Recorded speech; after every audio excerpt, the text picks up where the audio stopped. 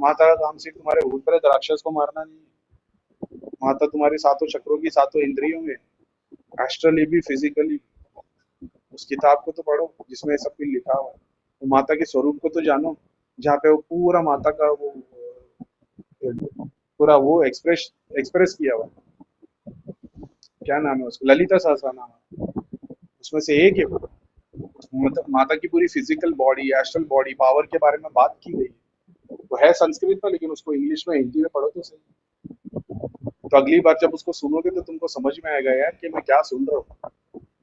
तो चीज़ें देखना, स्क्रीन पे देखना, किसी ऑब्जेक्ट में देखना, 5 तत्वों की चीज़ों में देखना, पानी में, मिट्टी में, हवा में, तो ये सब ऑलरेडी पुराने ऑडियो वीडियो में अवेलेबल है। ग्रुप से जो लोग जुड़े, जिनकी दृष्टि खुली है, उनके लिए काम आसान हो जाता है। अभी आप नए नए आए हो, आप सोचो कि भाई मेरे को भी दिखना शुरू हो जाएगा, नहीं, आपको प्रैक्टिस करनी पड़ेगी।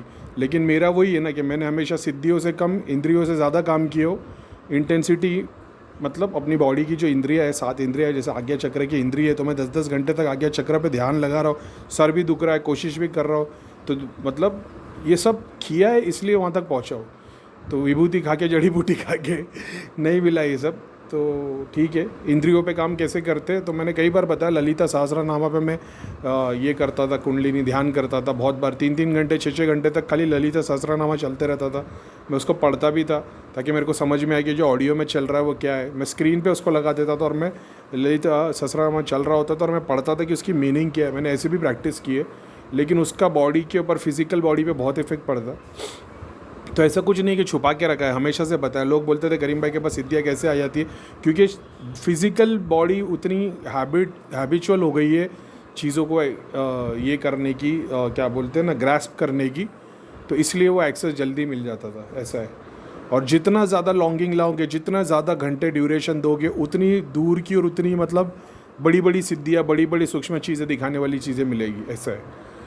और जैसे गुरुओं के पास ऑलरेडी होती है और शिष्य ज्वाइन करते हैं, उनको सारी चीज़ें जल्दी मिल जाती है, आप लोगों के पास भी यही केस होगा। और ये साइंटिफिक मानने वाले और ज्ञानियों के लिए तो मैं यही बोलूँगा कि थोड़ा ESP की पढ़ाई कर लेना। एक्स्ट्रा सेंसरी परसेप्शन क्या होता है, तुम्हारे 6 सेंसेस होते हैं, मेडिटेशन से वो सेंसेस ग्रो होने शुरू हो जाते हैं और तुम्हारे को जो तुम्हारा परसेप्शन होता है वो थोड़ा बियॉन्ड होने लग जाता है अपनी लिमिट से। तो बस वही है, जैसा मैंने बताया था, इलेक्ट्रोमैग्नेटिक स्पेक्ट्रम नाम की एक चीज़ है। तो वो लाइट है, लाइट के बीच में एक छोटे से हिस्से पे हम लोग चीज़ें देखते हैं, लेकिन वो जैसे ही आगे बढ़ता है या थोड़ा कम होता है तो तुमको माइक्रो लेवल पे और मैक्रो लेवल पे चीज़ें दिखती है। तो ये सब साइंटिफिकली भी है, ऐसा नहीं है कि सिर्फ भगवान, देवी देवता, फरिश्ते, अपन ने हर चीज़ को बताया साइंटिफिकली भी, भगवान के हिसाब से भी, देवता के हिसाब से भी। लेकिन ठीक है, तो अभी ये चीज़ मेरे साथ हो रही है, तो अभी जो ग्रुप में ज्वाइन हुए, जो दृष्टि पे काम कर रहे हैं, जो पुराने मेंबर है, उन लोग को भी ये चीज़ का एक्सेस मिल जाएगा, चीज़ें लग जाएगी। तो ये सब पुराने चैनल पे भी था, लेकिन अब फिर से वही हो गया कि मैं, क्योंकि अभी केस देखना शुरू किया हूँ मैंने, मैं रह के लोगों को वो चीज़ें बता रहा हूँ, मैं एक एक स्लोली केस देख रहा हूँ, जैसे मैं धाम में देखता था।